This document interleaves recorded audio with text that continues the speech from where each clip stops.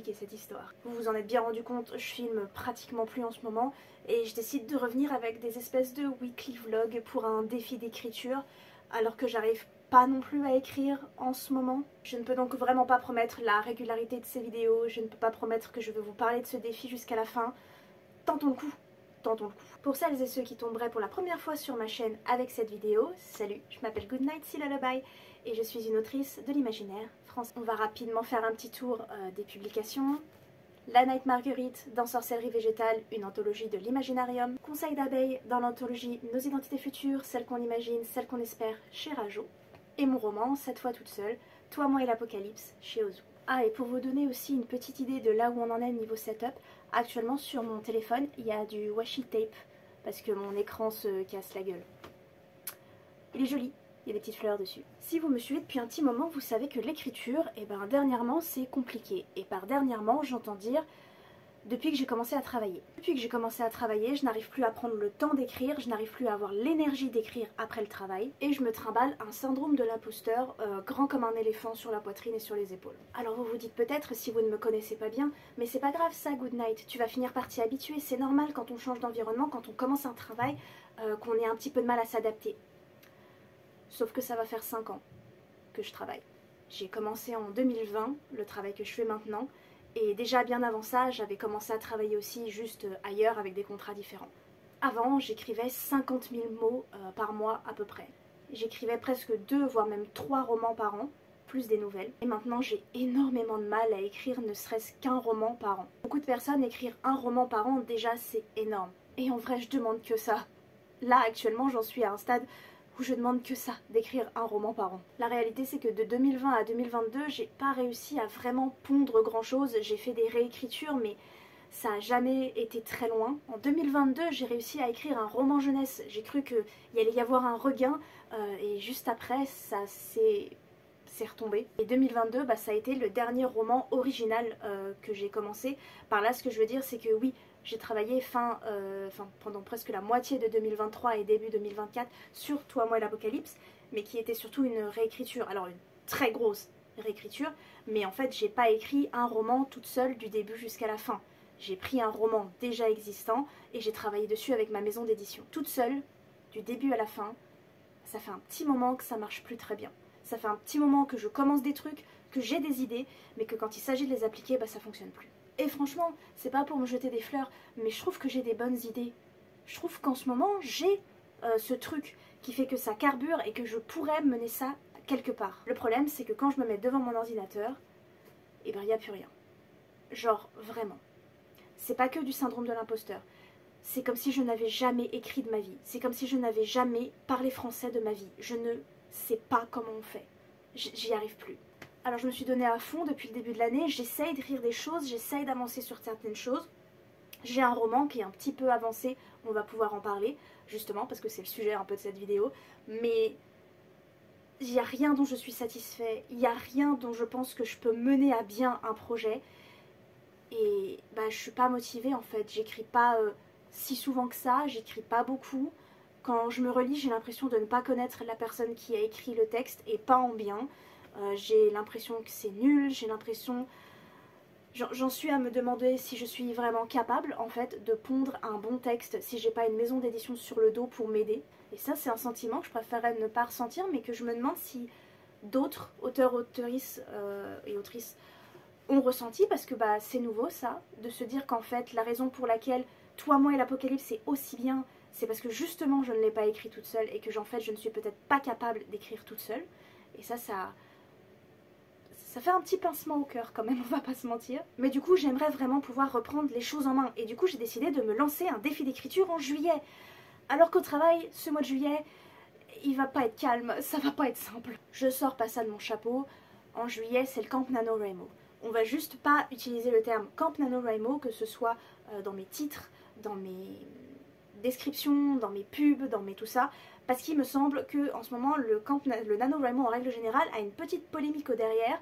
J'ai pas tout suivi, mais ça a pas l'air cool et j'arrive pas à trouver si ça s'est arrangé entre temps.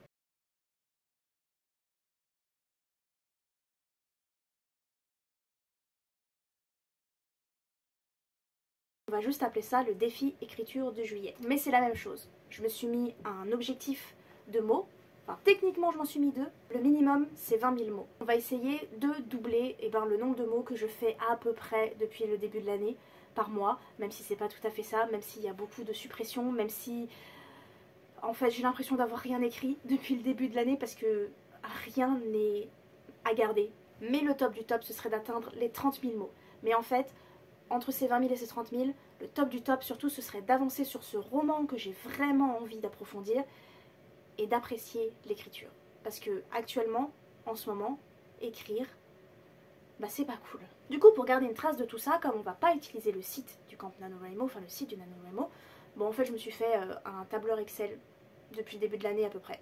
L'objectif, c'est d'écrire, écrire un max, mais surtout écrire quelque chose qui nous plaît. Ou en tout cas, d'avancer et de ne rien supprimer. Parce que je sais que j'arrête pas de dire qu'il faut pas supprimer, mais j'ai fait que ça depuis un moment, depuis un sacré moment. Actuellement, on est sur un roman de loup-garou. Si vous me suivez que depuis très peu de temps, vous ne le savez peut-être pas, mais les loups-garous, ce sont mes créatures préférées, en plus des sirènes. J'ai déjà écrit toute une tétralogie avec des loups-garous, et j'ai aussi déjà écrit un roman de sirènes, 2 romans de sirènes, et j'ai toujours voulu réécrire sur des loups-garous, mais je n'arrivais pas à trouver une idée, et il se trouve que j'en ai trouvé une, et il se trouve que Toi, moi et l'Apocalypse m'a peut-être un petit peu influencé sur quelque chose. Parce qu'en fait, j'ai un peu envie de tester surtout des tropes de la romance. Oui, moi qui écris de la romance, je sais pas ce qui m'arrive. Mais si vous voulez vraiment tester avec Toi, moi et l'Apocalypse et avec la réécriture qu'on a fait avec Ozu dessus. Et du coup, j'ai envie un peu d'approfondir le sujet, d'approfondir le genre et de voir un petit peu ce que je suis capable de faire.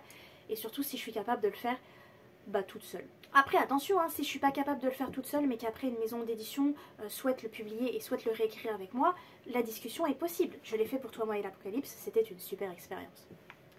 Mais d'abord on va commencer toute seule. Je vais ne vous donner qu'une seule des 3 tropes que je veux utiliser parce qu'en fait c'est celle qui donne le moins de détails je trouve sur l'intrigue.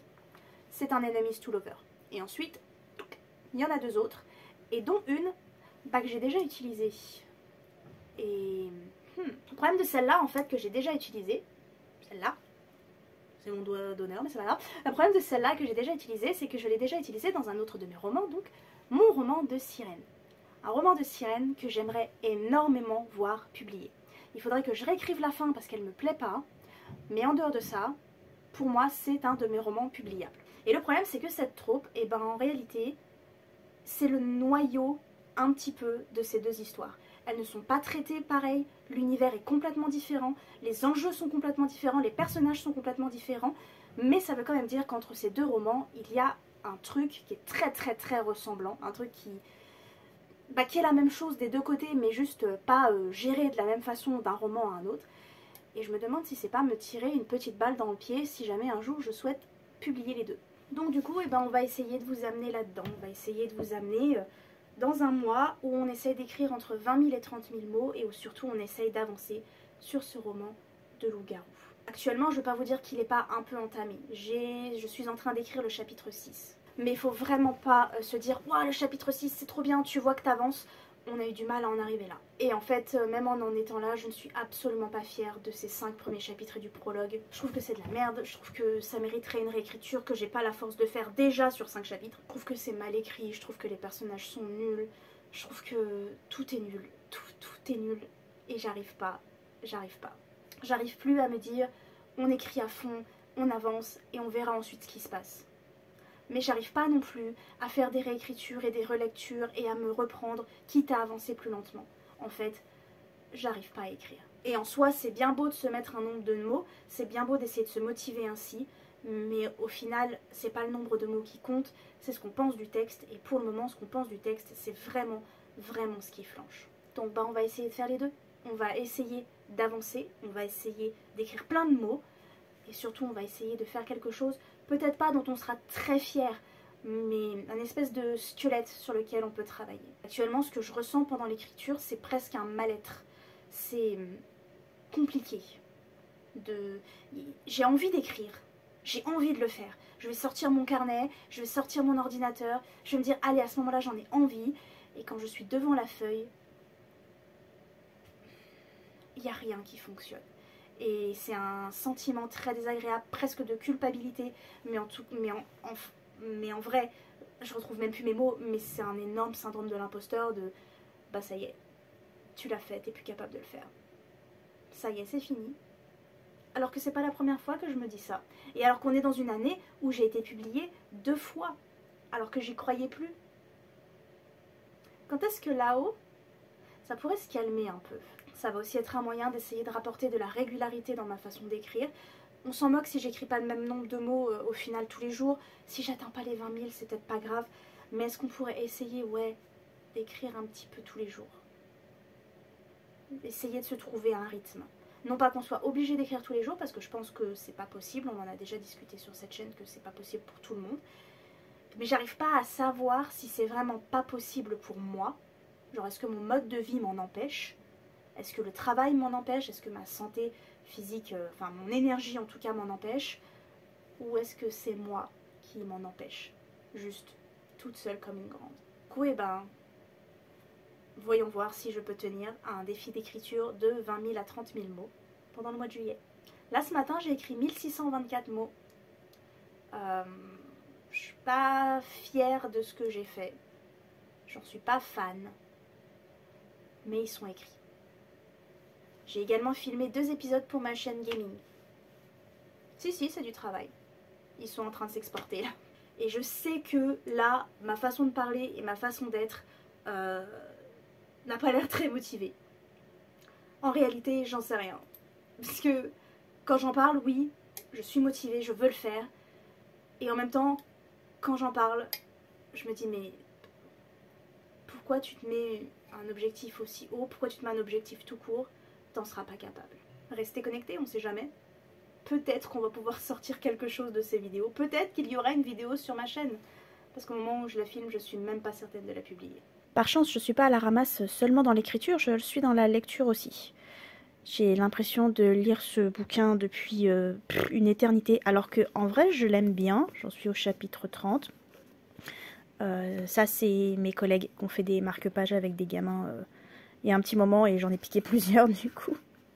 Ceux qu'ont fait mes collègues, hein, pas ceux qu'ont fait mes gamins. Les gamins, parce que bah, ce serait pas gentil. Et c'est vachement bien, mais j'ai beaucoup de mal à avancer dans ma lecture. Du coup, bah là, j'essaye de lire tout en regardant la saison 3 de H2O. Voilà, c'est une série de mon enfance avec des sirènes qui me fait du bien. Parce que bah, moi, je rêve d'être une sirène dans un monde où il n'y a pas de problème et où tout le monde est plus ou moins gentil et où on peut être une sirène. J'avais jamais vu la saison 3. Je connaissais vaguement la 1 et la 2 parce que je regardais quand j'étais gamine, mais je suivais pas, je regardais quand j'allumais la télé de temps en temps au petit-déj et ce genre de choses. Mais j'avais jamais vu la série dans l'ordre, les épisodes dans l'ordre. Et ils sont tous sur YouTube, sur la chaîne officielle de H2O. Donc eh ben, j'ai regardé les 2 saisons et là je commence la saison 3 que je n'avais jamais vue. Voilà, c'était le petit update du soir. On va essayer de lire un peu parce qu'en fait ça va faire presque 40 minutes que je suis montée sur mon perchoir pour lire tout en regardant H2O et que je ne fais que regarder H2O et scroller sur Instagram. J'ai vraiment envie de vous dire qu'en ce 2e jour, ça y est, je suis grave motivée, la machine a été lancée, qu'après avoir écrit au travail, je suis prête à faire une session dans mon aquarium, mais la réalité c'est que là j'ai juste envie d'aller me coucher. Il est 19 h. Je viens tout juste de rentrer du travail et je pense que là, la soirée, ça va être me faire à manger, prendre une douche et m'occuper de ma skincare, de me brosser les dents et tout ça, et aller me coucher. Tout ça pendant que H2O est en fond, ou peut-être le let's play, la VOD d'un let's play de n'importe quel jeu qui ne demande pas trop à réfléchir. J'ai pas rien écrit, j'ai écrit un peu au travail pendant ma pause repas et pendant les moments où il n'y avait pas beaucoup de monde, et j'ai bien écrit parce que j'ai écrit 961 mots, ce qui est quand même pas mal parce que c'est proche de l'objectif de mots journalier si je voulais atteindre les 30 000 mots. Maintenant, je sais pas trop quoi faire de ce que j'ai écrit. C'est pas vraiment un paragraphe, c'est plus des notes, des dialogues, des idées de dialogue, mais il n'y a pas de narration, il n'y a pas d'incise, il n'y a pas vraiment de cohérence. D'ailleurs, je me suis rendu compte en écrivant ça que j'implantais une grosse incohérence par rapport à un plot twist que je veux mettre plus tard, et donc déjà dès le début ça allait pas. Mais j'ai trouvé le moyen de contourner cette incohérence tout en gardant ce texte si je souhaite le garder. En fait, en gros, hier j'ai commencé l'écriture du chapitre 6 et là ce que je viens d'écrire c'est soit la suite du chapitre 6, soit le chapitre 7. Et en fait il me faut écrire une fin ou une transition à ce chapitre 6 parce que du coup je n'ai pas terminé d'écrire la partie que j'ai commencé à écrire hier. Je sais pas si je suis claire dans ce que je suis en train de dire, je suis très fatiguée. Mais en gros là, bon bah j'ai pas vraiment un chapitre, j'ai pas vraiment un paragraphe, j'ai pas vraiment un truc cohérent. Tout ce que j'ai c'est des bouts de texte, des bouts de dialogue surtout d'un personnage, de choses que je veux faire dire à un personnage. Et donc il me manque bah, toute la narration, il me manque les réponses de l'autre personnage, et il me manque un petit peu de cohésion dans tout ça. Donc bah voilà, jour 2 où on en est. En fait le but de ce défi ce serait presque de lancer la machine pour pouvoir, pendant mes vacances en août, écrire de manière peut-être un peu plus chill, mais peut-être un peu plus régulière. Hey, j'ai pas mal de trucs livresques à vous montrer aujourd'hui. Mais d'abord, on va parler un tout petit peu écriture. Donc du coup, j'ai écrit 2130 mots. Qu'est-ce qui se passe? En fait, c'est pas rare qu'en début de challenge, j'arrive, parce qu'il y a quand même cette motivation, cette envie de commencer, cette envie de réussir. Je suis très fatiguée. J'ai mal à la tête, les yeux qui piquent, bref, comme d'habitude. Donc du coup, en début de challenge, il y a toujours cette effervescence. On va peut-être essayer de parler moins vite aussi, peut-être que ce sera plus simple. En début de challenge, il y a toujours cette effervescence, et donc du coup, au tout début, j'écris beaucoup, et ensuite, au bout d'un moment, ça s'essouffle. Donc on va essayer de faire en sorte que ça ne s'essouffle pas. Mais en gros, eh ben, j'ai repris mes notes d'hier, et j'en ai fait un début de chapitre, parce qu'en fait, il me manque... quand même un petit bout quand même avant que ça fasse un vrai chapitre, mais en tout cas bah, en fait j'ai repris mes notes d'hier et j'ai réécrit ce que j'avais écrit hier, j'ai ajouté les transitions, ajouté la narration, ajouté les réponses de l'autre personnage, donc on a quelque chose d'assez consistant, parce que ouais, en fait j'ai l'impression d'avoir fait 2000 mots d'info dumping, je sais pas comment on dit ça en français, mais où en gros on donne toutes les infos du texte plutôt que de les distiller dans le texte. C'est un peu le souci quand on écrit sans plan en fait, c'est que bah, on écrit les idées quand elles viennent, et là ces idées là me sont venues donc je les ai toutes foutues là, mais il est possible qu'à une réécriture elles se distillent un petit peu quand même, ce serait mieux. Ça se voit que je suis fatiguée, j'ai l'impression que ça se voit que mes yeux veulent se fermer tout seuls. Mais donc voilà, 2130 mots, c'est principalement de la réécriture et étoffer un peu ce qu'on avait déjà, même étoffer beaucoup ce qu'il y avait déjà, mais en tout cas c'est 2130 mots qui sont écrits. Dans la semaine je vais peut-être aussi vous montrer du coup mes stats, comment je fais mes stats, mon fichier Excel. C'était un petit peu ce que j'avais prévu de faire aujourd'hui, pour vous faire un peu de contenu aujourd'hui, mais il se trouve qu'aujourd'hui, eh ben, il y a des livres qui sont arrivés en ma possession. Je ne sais pas si vous avez remarqué, mais derrière moi, dans ma bibliothèque, mais je crois que vous ne pouvez pas les voir, elle est là ma bibliothèque, là, elle n'est pas derrière moi, ça c'est mes chaussures, et ça c'est mes robes. Mais donc derrière moi, quand je filme devant ma bibliothèque, une étagère au-dessus de ce que vous voyez, je pense, il y a la série de mon enfance et adolescence, les Peggy Sue de Serge Brussolo. Les Peggy Sue, je les ai découverts à la bibliothèque quand j'avais 9-10 ans. Depuis, c'est pas que je les cherchais spécifiquement, mais ce sont des livres qui m'ont vraiment marqué en tant que lectrice, mais également en tant qu'autrice. Et donc du coup, quand j'entrais dans une librairie et que j'en voyais un, eh ben je l'achetais, surtout s'il était d'occasion. Donc du coup, cette collection, elle avait des trous. Ma série avait des trous.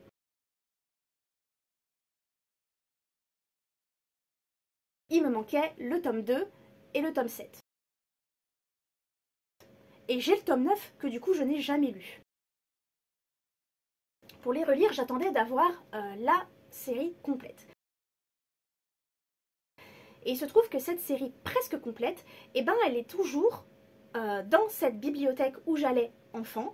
Et cette bibliothèque où j'allais enfant, c'est celle où je travaille maintenant. Et en ce moment, eh ben, les personnes qui s'occupent de ce rayon, du rayon où il y a les Peggy Sue, font un désherbage. C'est-à-dire qu'on se débarrasse des livres qui ne sortent pas. Oui, on en jette pas mal. On essaye de ne pas en jeter, on essaye d'en faire don, on essaye de les garder pour faire des récompenses quand on fait des concours, ce genre de choses. Parfois il arrive que certains soient jetés. Du coup, nous, en tant que bibliothécaires, des fois, on essaye d'en récupérer pour nous, plutôt que de les foutre à la benne. Et donc ça fait 4 ans qu'à chaque fois que ces collègues parlent de désherbage, je leur dis, vous savez, le tome 3 et 7 des Peggy Sue, eh ben je les voudrais bien. Mais jusque-là, elles n'avaient jamais désherbé cette série. Donc en plus, j'ai un attachement personnel avec ces livres. Parce que ce ne sont pas n'importe quels livres, ce sont ceux que j'ai lus quand j'étais gamine et adolescente, ce sont ceux que j'ai tenus dans mes mains, ce sont ceux que j'ai ramenés chez moi, et ce sont ceux qui m'ont fait découvrir cette saga et qui m'ont fait éclater quelque chose dans mon cerveau en ce qui concerne l'écriture. C'est pas comme ceux que j'ai là qui sont des livres achetés en librairie ou offerts par quelqu'un. Ce sont ces livres spécifiquement qui m'ont fait découvrir cet univers. Donc aujourd'hui, quand elles ont parlé de faire un désherbage, eh ben je suis revenue à la charge. Vous savez, j'aimerais beaucoup récupérer les tomes 3 et 7 de Peggy Sue, parce que je sais que cette série ne sort plus, je sais que plus personne ne les emprunte, et j'aimerais les avoir. Bah on a les collègues qu'on mérite, parce qu'en plus de me les avoir donnés, elles me les ont emballés dans un joli papier cadeau. J'ai maintenant la série complète des Peggy Sue. Et enfin, j'ai reçu ceci. Alors j'avais prévu d'en parler sur cette chaîne, mais il se trouve que j'ai pas été très présente sur cette chaîne récemment. Je suis désolée, ça passe pas très bien en ce moment. Mais Ozu a été non seulement assez sympathique pour me publier cette année, mais également pour m'offrir un abonnement de 6 mois à la Cube. La Cube, pour celles et ceux qui ne savent pas, celles qui ne le savent pas, c'est une boîte littéraire, une box littéraire, c'est-à-dire que tous les mois on reçoit un livre chez soi, avec parfois quelques petits goodies. Et en fait, c'est un livre surprise. Vous remplissez un formulaire sur internet. Alors je pense que vous pouvez choisir un livre qui vous intéresse dans une liste si jamais ça vous intéresse. Mais moi ça ne m'intéressait pas. Moi ce que je voulais c'était la surprise. Du coup dans ce formulaire j'ai rempli que je lisais uniquement de l'imaginaire, que je voulais lire principalement de l'imaginaire queer, que je lisais de la jeunesse, de l'ado, du young adulte, de l'adulte, que je n'avais rien à faire, que je lisais en français et en anglais. Et donc là, il y a des libraires qui m'envoie des livres tous les mois. Actuellement, celui-ci, c'est mon 3e. J'ai d'abord reçu Les Seigneurs de Bohême de Estelle Faye, le tome 1, Faye, désolée si je prononce mal le nom de l'autrice, que j'ai bien apprécié. Ça a été une lecture assez compliquée pour moi, assez... je saurais pas comment dire, je suis trop fatiguée. C'était compliqué. J'avais dit que la high fantasy, c'était pas trop mon truc. Et en fait, je sais pas si c'est de la high fantasy, mais c'était trop high pour moi. J'ai quand même beaucoup apprécié ma lecture, c'était très sympa. Je ne sais pas si je lirai la suite. Mais voilà, c'était très agréable. Et comme j'ai un peu de mal à lire en ce moment, je n'ai toujours pas lu le 2e qui m'a été envoyé par donc de Luce Basseterre, qui s'appelle Les Enfants du Passé, qui est un livre de SF. Mais il n'empêche que j'ai donc une 3e cube à unboxer, et donc je vais l'unboxer avec vous. Il y a souvent des petits goodies avec, donc on va bien voir ce qui se passe.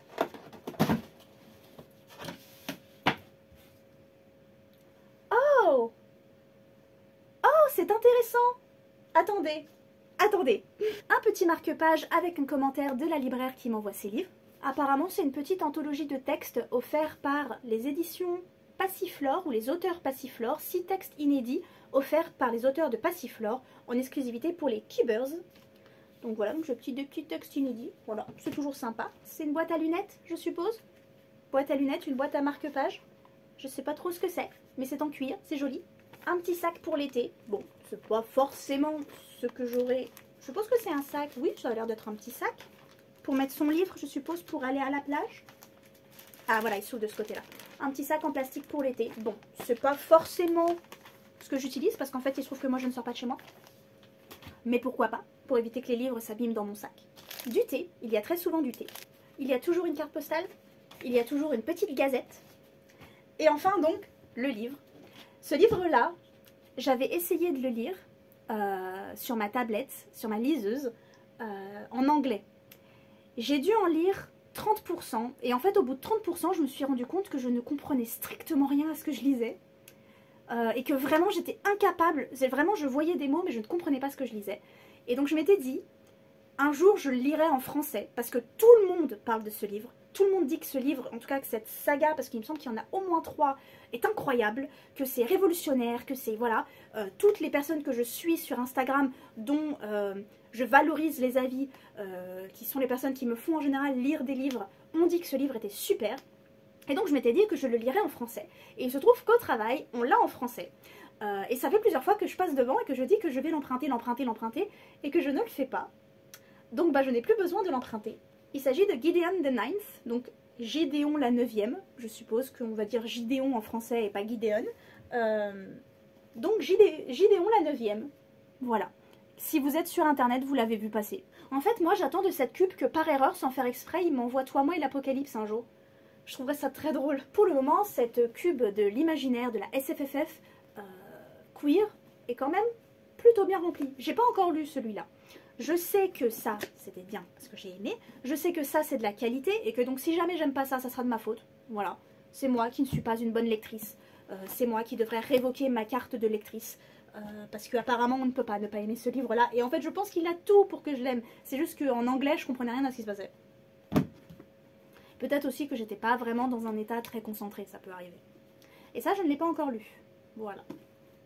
Voilà. C'était le petit update du jour.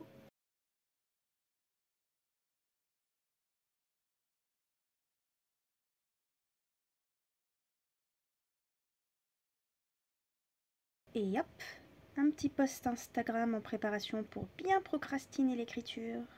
D'ailleurs, je l'ai montré sur mes réseaux sociaux hier, mais mon amie Justine a trouvé Toi, moi et l'Apocalypse dans une Fnac qu'elle fréquente.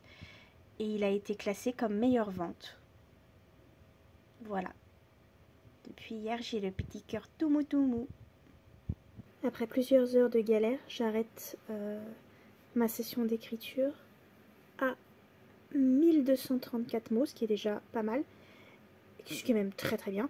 Et je l'arrête là parce que ça fait 1, 2, 3, 4. Et je trouve ça super satisfaisant. Du coup, j'avais dit que je vous montrerai mon fichier Excel. Donc, voilà. Là, vous avez donc tous les nombres de mots par jour que j'ai écrits depuis le début de l'année. Donc, en janvier et en février, c'était la fin de la réécriture de Toi, moi et l'Apocalypse. En mars, mars-avril, je ne sais pas trop ce que c'était. Je me dis que c'était peut-être l'écriture de ma nouvelle pour les éditions du Chat Noir que finalement j'ai complètement abandonné. Et enfin, c'est en mai. Alors, je ne sais plus quand en mai. Je ne suis pas sûre que c'était le premier, mais c'est en mai que j'ai commencé ce roman. Voilà, que je suis en train d'écrire actuellement. Du coup, les données de la page 1 se répertorient immédiatement sur cette deuxième page. Donc, par exemple, en janvier, j'ai écrit 8485 mots, en février 2700, bref. Et du coup, à chaque fois, ça calcule dans l'année où j'en suis au nombre de mots cumulés. Je ne sais pas si je suis claire. Je ne sais jamais comment expliquer mes tableaux et comment expliquer mes stats. Dès qu'il y a des chiffres, ça devient très compliqué pour moi. Mais on est à un stat annuel qui approche quand même des 60 000 mots, ce qui est énorme. Je sais que avant, je faisais 50 000 mots par mois et que là, bon, on s'extasie pour 60 000 mots, mais je m'extasie parce que franchement, je pensais pas y arriver cette année. Et ensuite, nous avons du coup un graphique, donc par mois, le nombre de mots, pour voir un petit peu par mois quel est le mois où j'ai écrit le plus, le mois où j'ai écrit le moins, etc. Actuellement, le mois où j'ai écrit le plus, c'est le mois de mai, parce que en mars, c'était le mois que j'avais écrit le plus, et au mois de mai, je m'étais mis l'objectif d'écrire plus qu'au mois de mars, et j'ai réussi. Voilà, en commençant du coup ce nouveau roman que j'écris en ce moment. Et donc ça, pour le moment, c'est la montée de mon nombre de mots dans l'année, où j'en suis à peu près. C'est quand même une belle montée, hein, on va pas se mentir. Et ensuite, bon, j'ai l'impression qu'on voit pas grand-chose, je suis désolée, mais nous avons une page similaire pour ce projet d'écrire entre 20 000 et 30 000 mots ce mois-ci. Donc du coup, c'est pareil, par mois, non, au-dessus, attendez, hop là, par mois, par jour, le nombre de mots que j'ai écrits, où j'en suis en total cumulé. Donc là, par exemple, aujourd'hui, j'ai écrit 1234 mots, 1, 2, 3, et ça me fait en tout 6994 mots depuis le début du mois, sachant que si je voulais atteindre le palier des 20 000, il faudrait que j'ai écrit 3876, et le palier, pas le palmier, si je voulais atteindre le palier des 20 000 seulement, il aurait fallu que j'en sois à 3876, ce qui fait que nous en sommes à un peu plus, peut-être pas un peu plus du double, mais on en est au moins au double, même pas sûr, pas loin du double en fait, voilà, bref, moi les chiffres, encore une fois, et si je voulais atteindre le palier seulement des 30 000 mots, il faudrait que j'en sois à 5 808 mots, et donc du coup, on a dépassé parce qu'on est à 6 994. Donc au final, en fait, j'ai même un jour d'avance parce que c'est plus haut que ce que je suis censée faire demain. Et ensuite, nous avons ce tableau, voilà, ce graphique plutôt. Donc, vous l'aurez sûrement compris, la ligne rouge, c'est la ligne des 20 000 mots, la ligne jaune, c'est la ligne des 30 000, et la ligne bleue, qui fait des petits zigouigouis, c'est moi qui tente désespérément d'écrire et de réussir. Et pour le moment, on est plutôt bien lancé. Je vous remercie d'avoir regardé ce vlog jusqu'au bout. J'espère qu'il n'était pas trop chiant. J'espère qu'il était un minimum intéressant. Depuis le début de ce vlog, j'ai écrit donc un chapitre et demi. Je ne sais pas encore tout à fait ce que je pense de ce que j'ai écrit. C'était pas... disons que c'était pas désagréable d'écrire. Maintenant, je ne pense pas que ce soit non plus formidable ce que j'ai fait. Ça n'empêche pas que c'était très difficile. Je pense que j'ai besoin de retrouver un peu de cette relation que j'avais avant avec l'écriture, mais je sais pas trop comment faire. En tout cas, si tout se passe bien, j'espère qu'on se revoit la semaine prochaine. Si jamais vous regardez cette vidéo jusqu'à la fin et qu'il est encore temps, s'il vous plaît, c'est très important, allez voter. Et votez intelligent. Les gens sexy votent intelligent. Et moi je vous dis, je l'espère, à la semaine prochaine. Je vous souhaite un bon dimanche. Et merci d'avoir passé ces quelques minutes, sûrement très chaotique. J'ai pas encore commencé le montage, mais je suis pas très motivée là. Mais faut que je le fasse parce qu'en fait cette vidéo sort demain normalement. Merci d'avoir passé ces quelques minutes en ma compagnie. Je vous embrasse.